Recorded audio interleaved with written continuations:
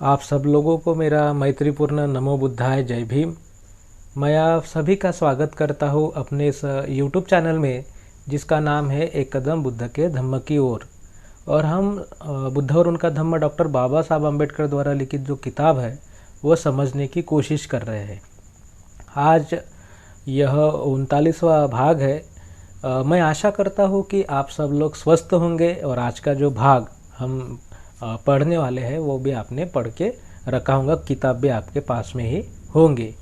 तो आज हम क्या जानने वाले हैं? तो आज हम जानने वाले हैं बुद्ध का पहला जो प्रवचन है वो कंटिन्यू है, शुरू ही है। पिछले बार जो हमने देखा कि वो 5 परिव्राजकों को अपना धम्म समझा रहे थे कि धम्म में क्या चीज़ है क्या नहीं है, किसके बारे में चर्चा करने वाले हैं धम्म में, है ना। मानवीय दुख के बारे में हम देखने वाले हैं, ना ही हमारा आत्मा परमात्मा से तो कोई संबंध नहीं है, ये हमने देख लिया। तो हमारा संबंध किस बात से है कि अखिल सजीव सृष्टि जो है, अखिल सजीव सृष्टि को जो दुख है वो दुख किस तरह से किस कारणों से होता है और उन कारणों को किस तरह से दूर किया जाए, यह दो जो सवाल है इसके जवाब हम धम्म में देखने वाले हैं। तो आज हम देखते हैं कि उसी चीज़ में आगे बढ़ते हुए बुद्ध कहते हैं कि पवित्रता का मार्ग, विशुद्धि मार्ग और शील मार्ग, इसमें पवित्रता का जो मार्ग है हमारा, पवित्रता का मार्ग, सदाचार का मार्ग और शील मार्ग, इसमें जो पवित्रता का मार्ग है वह आज हम जानने वाले हैं। तो बुद्ध कहते हैं कि देखिए धम्म, हमें ये समझना चाहिए कि धम्म जो है, धम्म की निर्मिति कब होती है। धम्म की निर्मिति ही इसी कारण हुई है कि एक व्यक्ति को दूसरे व्यक्ति के साथ में किस तरह का व्यवहार करना है। जो दुख अस्तित्व में है उस दुख का कारण ही है कि एक व्यक्ति दूसरे व्यक्ति के साथ में किस तरह का वर्तन करता है, किस तरह का व्यवहार करता है, और वो व्यवहार मूलतः हीन होता है, गलत होता है और उपेक्षा से, घृणा से ओतप्रोत भरा हुआ व्यवहार होता है। तो इसी व्यवहार को बदलने के लिए हमें कुछ अच्छी बातें सीखना ज़रूरी है, उसे कहते हैं पवित्रता का मार्ग। यह वीडियो थोड़ा विस्तृत होने वाला है क्योंकि धम्म की शुरुआत है तो धम्म हमें समझना आवश्यक है। तो आप जो ये वीडियोज़ है थोड़ा समय निकाल के अच्छे से सुनिए, देखिए और उसमें चिंतन करिए। इसलिए आपके सामने मैं थोड़ा विस्तृत इस बात धम्म पे, इस प्रवचन पे, है ना, थोड़ा विस्तृत चर्चा करना चाहता हूँ, आपको थोड़ा इसमें समझ में आए। तो बुद्ध कहते हैं कि हर वह व्यक्ति जिसे अच्छा बनना चाहते हैं, यानी देखिए अच्छा बनना चाहना, मुझे एक व्यक्ति जो होता है उस व्यक्ति को हम जैसे है उससे भी अच्छा व्यक्ति बनना है। और जो अच्छा व्यक्ति बनना चाहता है वह कुछ सिमिलरिटी प्राप्त करता है। जैसे खराब व्यक्ति होते हैं जिनका स्वभाव खराब होता है तो उनमें कुछ सिमिलरिटी होते हैं। वैसे ही कौन से सिमिलरिटी होते हैं? वो क्रोधिष्ठ होते हैं, चिड़चिड़े होते हैं, है ना, घृणा करने वाले होते हैं, क्रोध करने वाले होते हैं, मारपीट करने वाले होते हैं, है कि नहीं, चोरी करने वाले, ऐसे बहुत से जो उनमें सिमिलरिटी, समानताएं होती है। वैसे ही समानताएं अगर कोई व्यक्ति खुद से ही ऐसा बोले कि मुझे एक अच्छा व्यक्ति बनना है, तो उस अच्छा व्यक्ति बनने के लिए उनमें भी जो सिमिलरिटी होंगी, समानताएं होंगी, है ना। और यही समानताएं व्यक्ति को जोड़ती है एक दूसरे के साथ में। तो यह समानताएं कौन सी होती है? हर एक व्यक्ति को अपने को अगर अच्छा व्यक्ति बनना है, अच्छा आदमी बनना है, हम ऐसा सोचते हैं, तो हमें जीवन में कुछ क्या होना चाहिए? मापदंड होने चाहिए। कुछ ऐसी चीज़ें होनी चाहिए कि कैसे मापे किसी व्यक्ति को कि वो अच्छा है कि नहीं। कैसे मापे किसी व्यक्ति को कि वह आदमी अच्छा है और मैं खुद अच्छा बन रहा हूँ कि नहीं तो मुझे बनना है, तो कौन सी चीज़ें मुझे करनी चाहिए कि मैं अच्छा आदमी बनूँ। तो यह चीज़ें यानी समझना, किसी व्यक्ति के बारे में समझना और खुद के बारे में समझना, खुद को उस तरह से बनाना। तो यह जो चीज़ें हैं तो क्या है बताया है बुद्ध ने? बुद्ध कहते हैं कि मेरे 5 शील है। ये 5 शील अगर व्यक्ति को अच्छा बनना है तो उन्होंने इन पांचों शीलों का स्वीकार करना अत्यंत आवश्यक है, मोस्ट नेसेसरी है कि उसने वह 5 शीलों को अपने आचरण में लाना चाहिए। तो कौन से 5 शील है? तो बुद्ध कहते हैं कि मैं हिंसा नहीं करूँगा, है कि नहीं। अभी यह मैं हिंसा नहीं करूँगा, मैं चोरी नहीं करूँगा, मैं व्यभिचार नहीं करूँगा, मैं झूठ नहीं बोलूँगा, और मैं जो मादक पदार्थ है, शराब हो, कच्ची पक्की शराब हो, जो कुछ भी ऐसे मादक पदार्थ जो कुछ भी है, खैनी हो, गुटखा हो, जर्दा हो, तंबाकू हो, सिगारेट हो, वो ऐसी कुछ भी नशीली चीज़ें नहीं लूँगा जिससे प्रमाद होता है, नशा होती है ना। तो यह चीज़ें हमें समझना है कि ये क्यों है, किस वजह से इन चीज़ों को बुद्ध कहते हैं कि यह चीज़ें जो है व्यक्ति के अच्छाई के लिए है। देखिए, हिंसा करना, अगर मान लीजिए कि आप अगर रास्ते से जा रहे हैं तो आपको ऐसा लगेगा कि मुझे यहाँ इस रास्ते से जाते हुए किसी ने छेड़ना नहीं चाहिए, किसी ने मेरे साथ में ज़बरदस्ती नहीं करनी चाहिए, मुझे मारना नहीं चाहिए। सही है ना? बिल्कुल सही है। तो ऐसे ही चीज़ें दूसरे भी लोग व्यक्त करते हैं कि मुझे भी किसी ने मारना नहीं चाहिए। अगर आप, यह धम्म ही इस बात का है ना, प्रतीक है कि एक व्यक्ति के लिए धम्म की कोई ज़रूरत नहीं, वो चाहे जैसा रहे, मरे, किसी को कोई चिंता नहीं। लेकिन एक व्यक्ति और दूसरा व्यक्ति जब साथ में आते हैं, व्यवहार करते हैं, तो वो किस तरह का व्यवहार हो, किस तरह से एक के साथ में बर्ताव करे, इसका जो दिग्दर्शन है वह धम्म कहता है, धम्म करता है दिग्दर्शन। तो एक व्यक्ति ने मान लिया कि मैं किसी की हिंसा नहीं करूँगा, तो पूरा जो समाज है वो डिसाइड करता है कि हम किसी की हिंसा नहीं करेंगे। शुरुआत किससे होती है? हर व्यक्ति से होती है। अगर हर व्यक्ति बोले कि मैं हिंसा नहीं करूँगा, तो दूसरा व्यक्ति क्या होगा? निर्भय हो गया, उसकी हिंसा नहीं होने वाली। तो वह भी, उसने भी यह तत्व मान लिया है कि ये अच्छाई का तत्व है, अच्छा बनने का तत्व है, तो वो भी ऐसा करेंगे कि मैं भी किसी की हिंसा नहीं करूँगा। तो इस तरह से समाज में क्या बढ़ता है? भाईचारा बढ़ता है। जाने दीजिए भाईचारा, लेकिन समाज में निर्भयता बढ़ती है। समाज में एक ऐसी स्थिति उत्पन्न होती है कि सबको एक प्रकार का आश्वासन मिलता है, अभय प्राप्त होता है, जान की हिफाजत हो जाती है।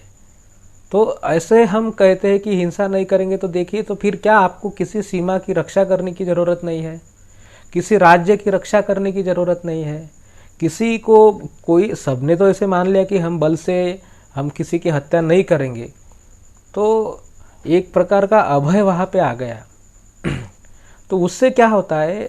अगर आप मान लीजिए कोई देश है, थोड़ा विस्तृत उदाहरण लेते हैं कि कोई देश है, तो देश क्या करता है? उसकी स्वयं के देश के समप्रभुता के रक्षण के लिए उसका रक्षा बजट होता है। जो कुछ भी टैक्सेस, कर जो प्राप्त होते हैं, जो महसूल उनको मिलता है, हमारे अपने लोगों के जो नागरिक है उस देश के, उन नागरिकों से जो कुछ भी टैक्स मिलता है, तो वो उससे उसका बहुत सारा भाग जो है हथियार खरीदने में, सिक्योरिटी में उनका जाता है। अगर मान लीजिए कि ऐसा नहीं हो, भी डर नहीं हो, कोई किसी की हत्या करेगा, ऐसा कुछ होगा ही नहीं, तो इतना सारा पैसा जो है, इतनी सारा जो चिंता लगी रही है, तो वो कम हो जाएंगी, घट जाएंगी, समाप्त ही हो जाएंगी। तो इस तरह से फिर क्या होगा कि वो अपने डेवलपमेंट के लिए उस जो फंड है उसका इस्तेमाल कर सकता है।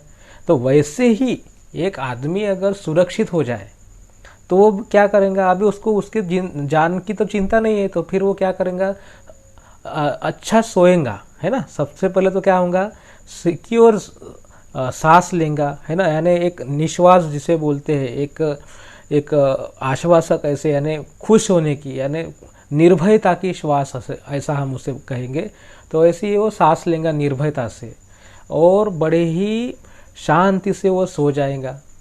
तो उसका जो स्वास्थ्य है वो अच्छा होगा, उसके साथ ही उसका जो माइंड है वो दूसरी जगह लगेगा, यानी दूसरे अच्छे विचार उसके मन में आएंगे कि भाई हमें अभी और कुछ उन्नति करनी चाहिए, और कुछ हमारा व्यापार बढ़ाना चाहिए, है ना।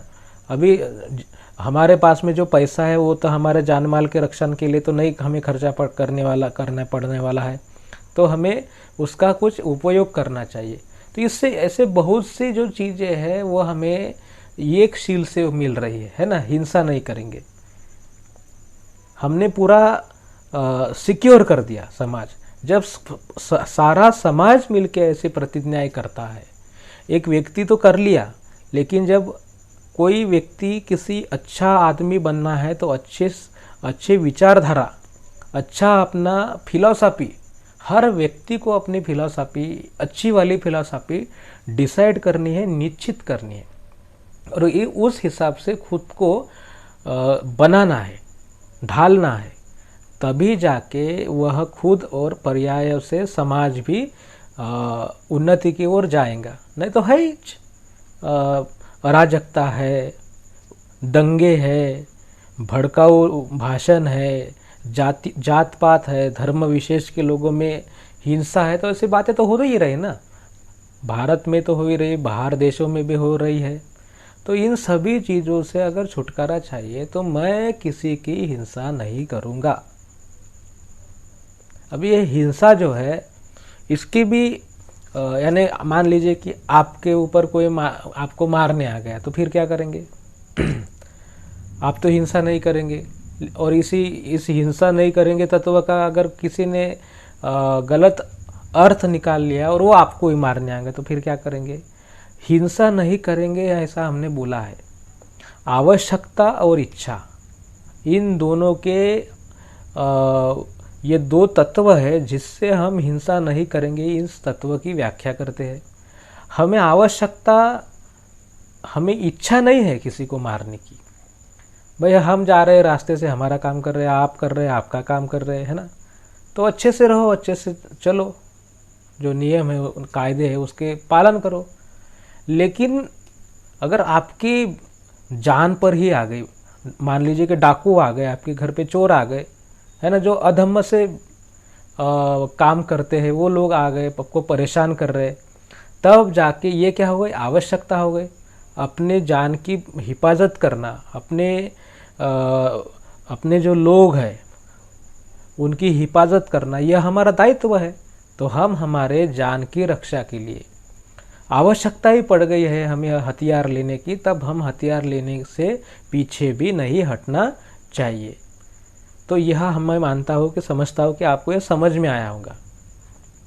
अगर आप खामोश रहेंगे उस समय में जब आपके ऊपर अन्याय हो रहा है, तब अराजकता निर्माण होगी और शांतता का जो पक्ष है वो हार जाएगा, और अराजकता निर्माण होगी, और जो लुटेरे हैं, जो अधर्म से जीने वाले लोग हैं, वह आपके ऊपर सत्ता निर्माण करेंगे और आपको गुलाम करेंगे। इसलिए हिंसा हम करेंगे नहीं जब तक हमें गरज आवश्यकता नहीं है।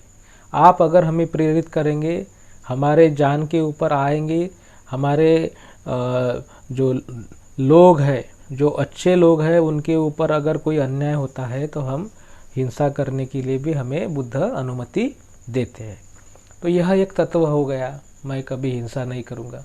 तो उसके बाद क्या है, आपको मैं बता देता हूँ कि आपको अगर सवाल होंगे तो आप ज़रूर कमेंट्स में लिखिए, तभी जाके उसके ऊपर चर्चा होंगी और उसके ऊपर और आपको जवाब मिलेंगे। तो उसके बाद बुद्ध कहते हैं कि मैं चोरी नहीं करूँगा, अदिन्न दाना, है ना, मेरी जो चीज़ नहीं है मैं उसको नहीं लूँगा, वो चीज़ मेरी नहीं है तो मैं काय के लिए लूँ, मैं चोरी नहीं करूँगा। मान लीजिए कि चोरी होती है आपके यहाँ पे, तो चोरी होती है तो क्या करेंगे आप कुछ ही जो चीज़ें हैं वो आपके पास में रखेंगे, बाकी चीज़ तो आपके पास में नहीं रखेंगे, है कि नहीं। अगर आपको सोना अच्छा लगता है, यानी सोना यानी गोल्ड, सोना ऐसा सोना नहीं, सोना यानी गोल्ड अच्छा लगता है, पहनना अच्छा लगता है, तो आपके यहाँ पे चोरी होती है तो आप काय के लिए सोना खरीदेंगे, गोल्ड खरीदेंगे और पहनेंगे, और काय किसके लिए घर में रखेंगे? चोरों के लिए। अगर आपको अच्छे कपड़े अच्छे लगते हैं तो आप कपड़े अगर खरीदते हैं तो चोर चोरी करके चला जाएगा, है ना। तो इसीलिए बुद्ध कहते हैं कि मेरी चीज़ नहीं है ना, यह चीज़ मेरी नहीं है। क्या सभी चीज़ें कोई दूसरा जो यानी कॉन्स्टिट्यूशन हो गया, कोई लॉ एंड ऑर्डर के नियम हो गए, ये नहीं सिखाएंगे अपने को। वो हमारे धर्म में होने चाहिए, धम्म में होनी चाहिए, आपकी नैतिक व्यवस्था में होने चाहिए। आपको किसी दूसरे ने नहीं बताना चाहिए कि आपको किस तरह से जीना है, वो आपका धम्म है। आप जिसे आप रिलीजन कहते हो तो रिलीजन मान लो, धर्म मान लो, वो आपका धर्म विषय है कि आपको अच्छा आदमी बनाना ही बनाना है, आपको बनना नहीं है, बनाना ही है। तो इसीलिए बुद्ध कहते हैं कि आपको अच्छा आदमी बनो आप, इसीलिए तो बुद्ध का धम्म है।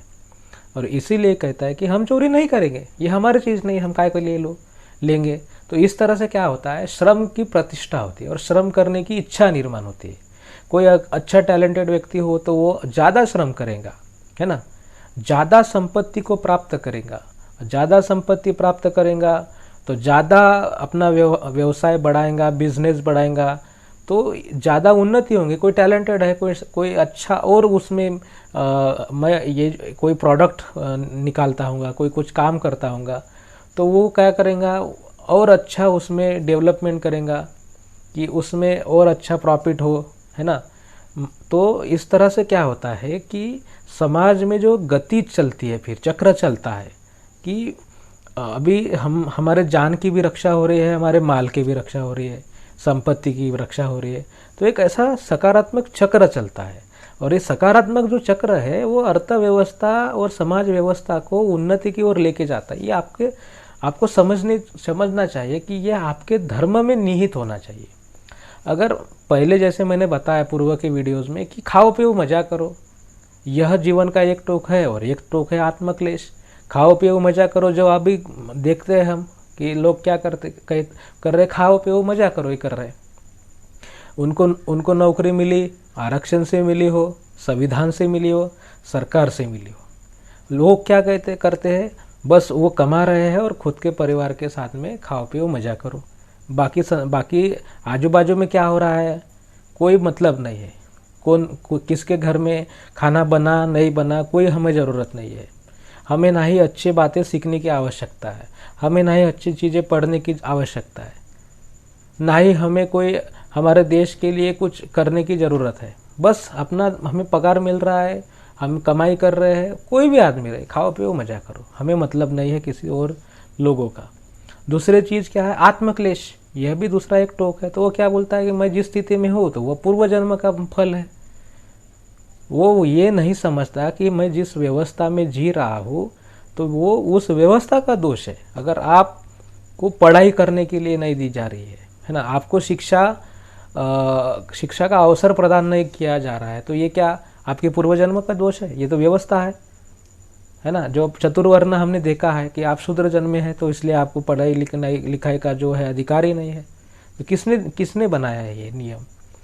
तो हम क्या करते हैं, कहते हैं कि हमारा जन्म हुआ ना अशुद्ध जाति में हुआ है, तो हमें जो पूर्व जन्म के जो है परिणाम है। तो इसलिए वो क्या कहता है कि व्यवस्था बदलने की बात नहीं कहता। वो जो है ना वो गुलामी में ही रहता है, गुलामी में ही जीता है, मरता है, कर्मकांड में ही जीता है, कर्मकांड में ही मरता है, और वह गुलामी का विरोध नहीं करता क्योंकि ये ईश्वर रचित है, ऐसा वो मानता है। तो ये दोनों चीज़ें हैं, ये धर्म में है, ये सभी चीज़ें हैं। यानी आपके लोग कहते हैं कि इस संसार में किसी परमेश्वर के इच्छा के सिवा जो पेड़ का पत्ता है ना वो भी नहीं हिल सकता, ऐसे कहते हैं। और उसी परमेश्वर की इच्छा होंगी तो लेडीज जो महिलाओं पे बलात्कार भी होते हैं, है ना। फिर उसी परमेश्वर की इच्छा होंगी, ऐसे बोलना पड़ेगा ना। अगर पेड़ का पत्ता भी नहीं हिल सकता तो जो अनाचार हो रहा है तो वो ईश्वर की इच्छा से ही हो रहा होगा। फिर तो मैं सभी धर्मों के ईश्वर की बात कर रहा हूँ, क्योंकि वही स्वामी है, वही है ना स्वामी इस संसार के। तो उनकी इच्छा होगी, आपके घर में चोरी हो गई, आपकी मृत्यु हो गई, तो आप क्यों पुलिस स्टेशन में जाते हैं, रिपोर्ट लिखाते हैं? आप अस्पताल में क्यों जाते हैं? आपको बुरा क्यों लगता है? आप भगवान का नाम लेते हैं और भगवान के पास जाने में क्यों डरते हैं? तो आप अगर भगवान का नाम लेते हैं तो भगवान आपको बुलाते हैं ऊपर, तो आपको डरना नहीं चाहिए और खुद से ही जाना चाहिए।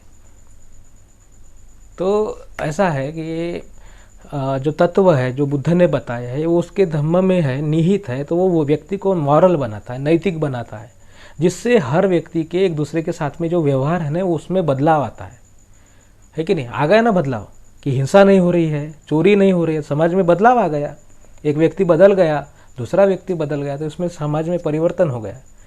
तीसरी चीज़ क्या है, क्या बताया है बुद्ध ने? तीसरी चीज़ बताया कि मैं व्यभिचार नहीं करूँगा, मैं व्यभिचार नहीं करूँगा। तो इससे क्या होगा? महिलाएं हो गई, पुरुष भी हो गए, वो जो लोग हो गए वो क्या हो गए? सिक्योर हो गए। उनका जो चारित्र हनन का जो बात है, उनकी जो इज्जत है वो बची रही। यानी हमारा जो मन है, जो हम काम वासना के अधीन हो जाते हैं, वह जो एक मॉरलिटी जिसमें आना चाहिए, एक नैतिकता जिसमें आना चाहिए कि आप जो है किसी एक के साथ में आपका व्यवहार होना चाहिए, तो इसमें एक मॉरलिटी आती है। ऐसा नहीं है कि हमें मन में कुछ भी आया तो हम कैसा भी करेंगे, कैसे भी रहेंगे, ऐसा नहीं होता।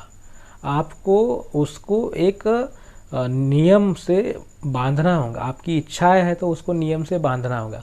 जैसे देख लीजिए कि आपको अगर हमने क्या किया है कि हमने कुछ नियम बनाए हैं कि कचरा कहाँ फेंकना चाहिए, कचरा यानी कूड़ा कहाँ फेंकना चाहिए, है ना, सब्जी मंडी कहाँ लगेंगी, स्कूल कहाँ पे रहेंगे, गाड़ी कहाँ पे खड़ी रहेंगी, ऐसे कुछ नियम है। उसी तरह से ये भी आपकी इच्छाओं के नियम है।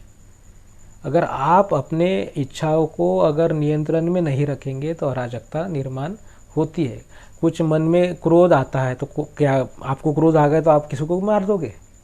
आपके मन में आसक्ति जान पड़ी काम वासना की तो आप किसी के भी ऊपर अन्याय कर दोगे।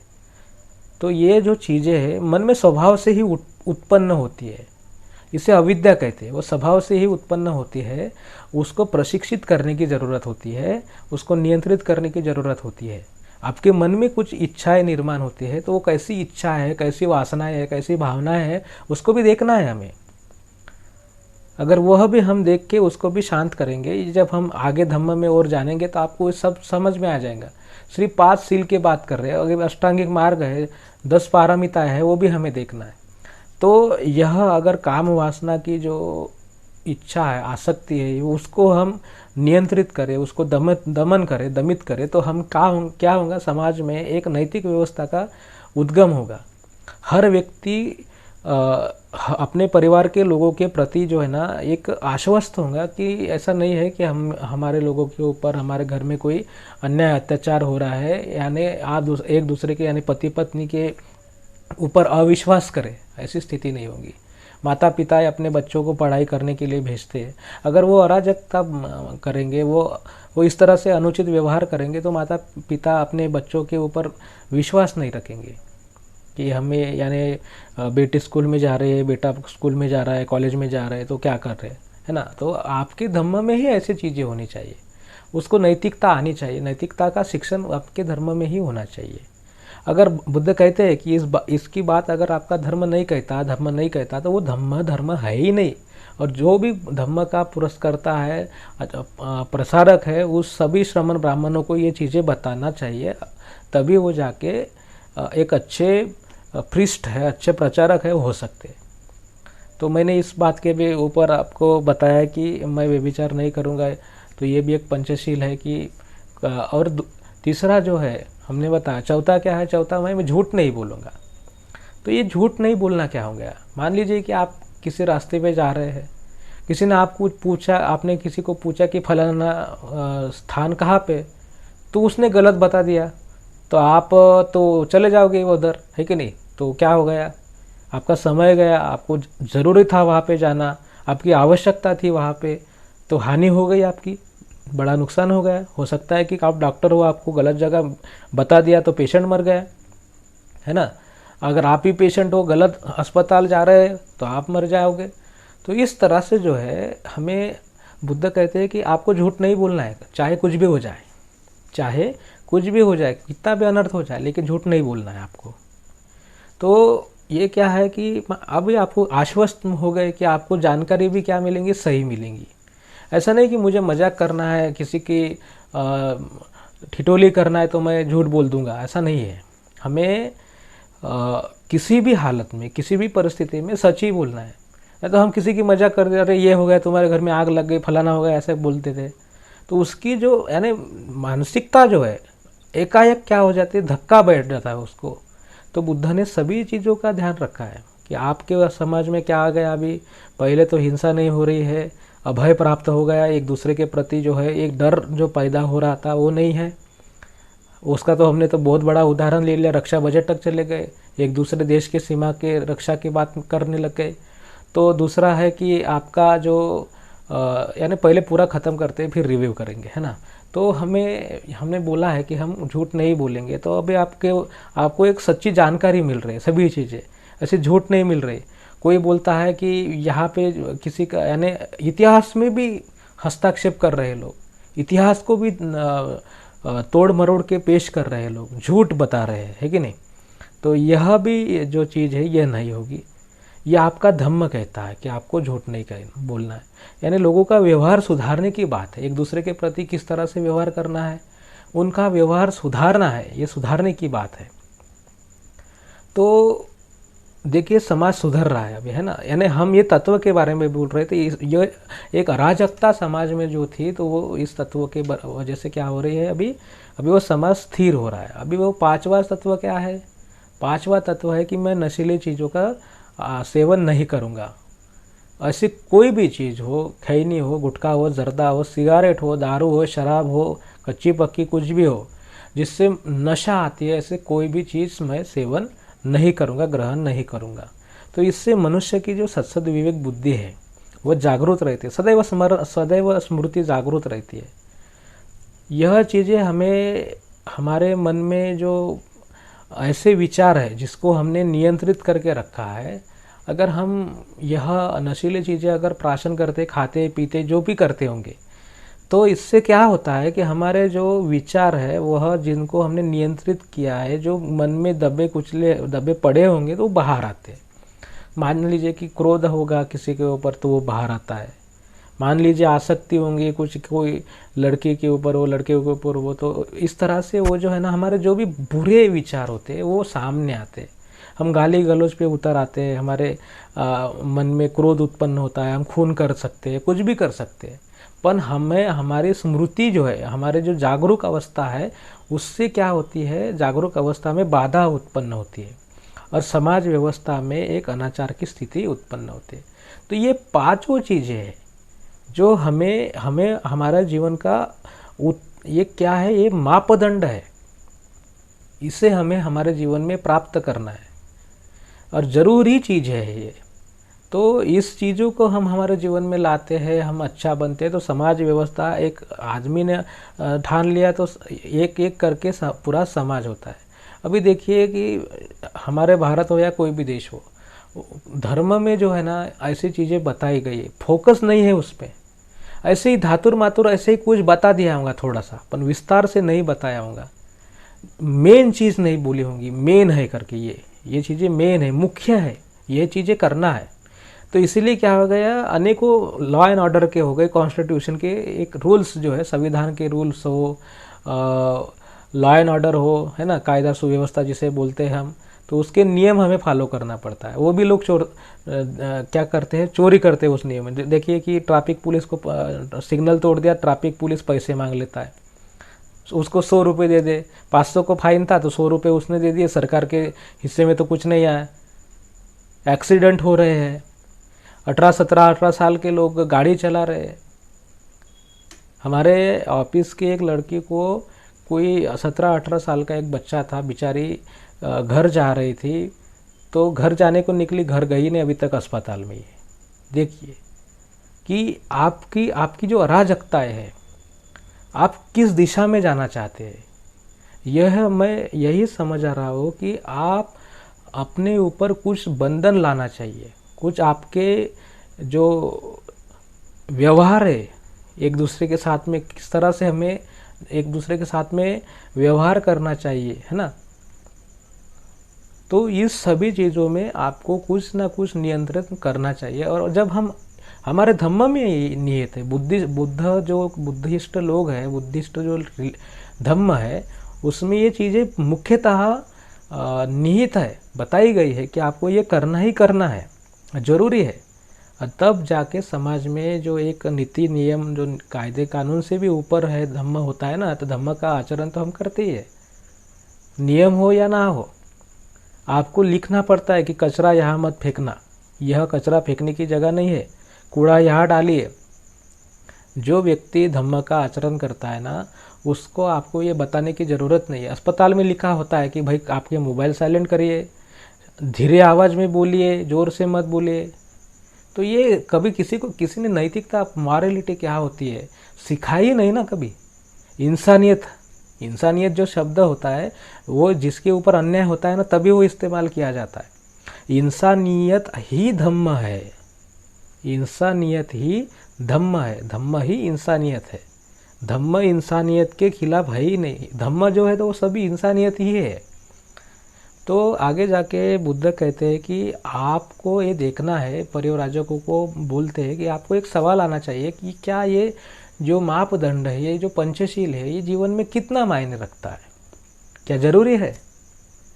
तो इसका जवाब आपको ही मिलेगा अगर आप सोचेंगे कि इस पंचशील का आचरण करने से, हमारे जीवन में उसको महत्वपूर्ण स्थान देने से क्या व्यक्ति का बुरा हो रहा है, क्या व्यक्ति का खुद का बुरा हो रहा है क्या उससे, और उससे व्यक्ति का तो बुरा हो ही नहीं रहा, और क्या समाज का बुरा हो रहा है।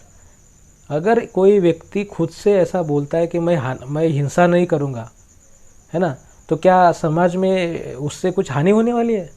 उससे तो समाज में एक क्या मजबूत पना आता है, मजबूती आती है। मैंने आपको ये चीज़ें तो बताए कि हिंसा नहीं करूँगा, चोरी नहीं करूँगा, व्यभिचार नहीं करूँगा, झूठ नहीं बोलूँगा, है ना, और नशीले जो पदार्थ है वो नहीं प्राशन करूँगा, नहीं खाऊँगा, है ना। तो ये सभी जो पंचशील है, जो आप लोग अराजक है, हम जो लोग हैं, हमारे जैसा लगता है हम वैसा जीते हैं, वैसा व्यवहार करते हैं। तो हमारे ऐसे व्यवहारों को ख़त्म करना, जो हमें अच्छा बनाने में, हमें अच्छा बनने नहीं देते, उसी को शील कहते हैं। बुद्ध आगे चल के क्या कहते हैं, बुद्ध आगे चल के कहते हैं कि समाज में हर तरफ जो है ना पतित लोग हैं, जो मार्ग भटक चुके हैं, ऐसे लोग हैं। तो दो तरह के पतित होते हैं, है ना, जो मार्ग भटक चुके हैं ना, ऐसे दो तरह के लोग होते हैं। कौन से वो दो तरह के लोग होते हैं, तो ये कुछ लोग ऐसे होते हैं कि जिनको जीवन, यानी हमें कहाँ जाना है, हमें हमारा कोई जो स्टैंडर्ड है, हमें कहाँ जाना है, वो उनको पता ही नहीं रहता। तो उन पतितों को यही पता नहीं रहता कि हम पतित है करके, क्योंकि उनको कहाँ जाना है वो पता ही नहीं, मार्ग भटक चुके हैं तो भटकते ही जा रहे हैं। और कुछ लोग ऐसे होते हैं जो पतित होते हैं, लेकिन उनको पता होता है कि हमें कहाँ जाना है। तो ये हमें कहाँ जाना है ये पता है ना, इसलिए वो समझते भी है कि हम रास्ता भटक चुके हैं। तो हमें हमारे जीवन का स्टैंडर्ड होना चाहिए, मापदंड होना चाहिए कि क्या हम शराब पी रहे हैं, क्या हम समाज में हिंसा कर रहे हैं, क्या हम चोरी कर रहे हैं, क्या हम व्यभिचार कर रहे हैं, क्या उसका समर्थन कर रहे हैं, क्या हम लोगों को देखते हैं कि आप किस तरह से कपड़े पहनने चाहिए, ये आपका ऊपर होता है। कि लड़कियों को कहते हैं कि लड़कियों ने ऐसे कपड़े पहनने चाहिए, वो खुद प्रेरित करते हैं दूसरों को कि आओ भाई मुझ पे बलात्कार करो। कितनी झूठी बातें लोग फैला रहे हैं। अरे भाई आपकी सोच है वो, आगे का आदमी आपको कितना ही प्रोत्साहित करे किसी चीज़ के लिए, आप अगर शील है, आपको अच्छा आदमी बनना है, तो ये तो परीक्षा है आपकी। आपको कोई उकसा रहा है तो क्या आप उकस जाएंगे, आपको कोई क्रोध ला रहा है तो क्या आप क्रोधिष्ठ हो जाएंगे, आपको कोई बहला रहा है तो क्या बहल जाएंगे। ये आपका शील है, तो आपको उसकी रक्षा करना है, आपको अपने जीवन में अच्छा आदमी बनना है ना। तो ये पंचशील आवश्यक है।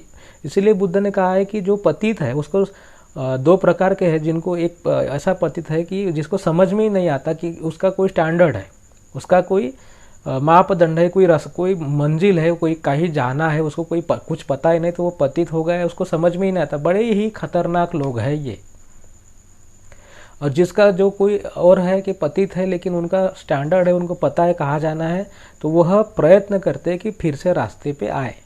तो ये हमें हमारे जीवन का ध्येय ना होना और ध्येय होना, इनमें फ़र्क है ये।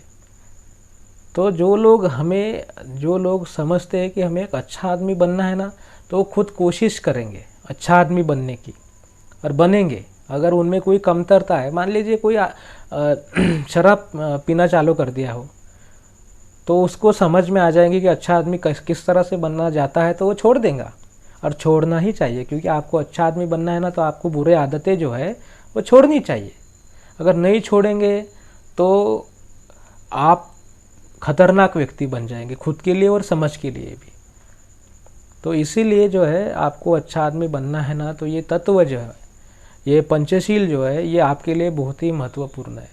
और इससे समाज में भी बहुत ही सकारात्मक संदेश जाता है, उसका विकास होता है।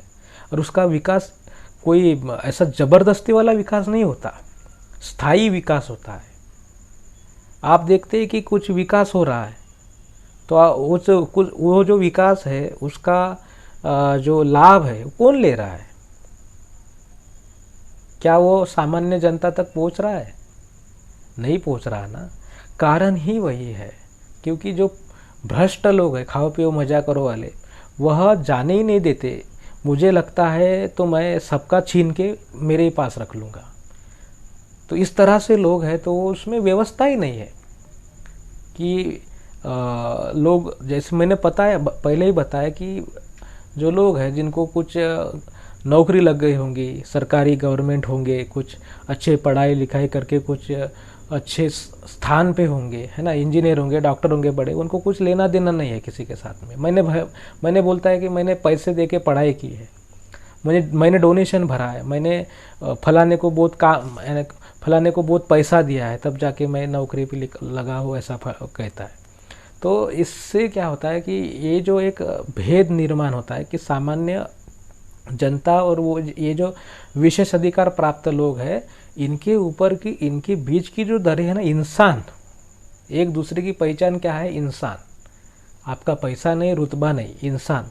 और जितना धम्म का आचरण करने वाला जो लोग होता है ना, व्यक्ति होता है, उसके मन में जो है ना, अभी हम धम्म, तो ये छोटी सी बात मैंने बताई है, अभी धम्म तो बहुत है कि उसके मन में एक रिस्पॉन्सिबिलिटी निर्माण होती है। जैसे एक शिक्षक के मन में रिस्पॉन्सिबिलिटी निर्माण होती है, जवाबदारी निर्माण होती है कि मेरे स्टूडेंट को, मेरे विद्यार्थियों को मुझे पढ़ाना है, काबिल बनाना है।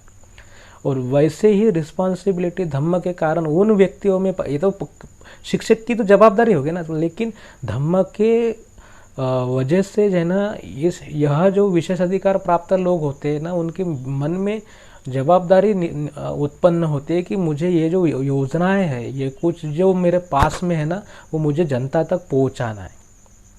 तो मैं इसके बारे में आगे वीडियोस में बात तो करूंगा ही, लेकिन आज जो हमने देखा है पंचशील, इसके माध्यम से हर व्यक्ति का परिवर्तन होता है और समाज का भी परिवर्तन होता है।